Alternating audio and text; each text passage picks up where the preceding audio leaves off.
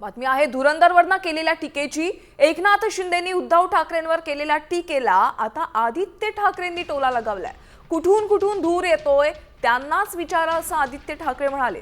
कालच विधान परिषदेमध्ये बोलताना मुंबईच्या तिजोरीवर दरोडा टाकणारे रहमान डकेत कोण असं म्हणत शिंदेंनी ठाकरेंवर निशाणा साधला आणि यावरून आदित्य ठाकरेंनी आता उत्तर दिलंय। मी आपल्याला सांगतो की मी असं कोणाला वैयक्तिक बोलत नाही, पण मला जेव्हा तुम्ही बोलता तेव्हा मला बोलायला लागतं आणि म्हणून एवढंच सांगतो की मुंबई को लुटने वाला कौन है वो रहमान डकैत याचा शोध नक्की घेतला पाहिजे।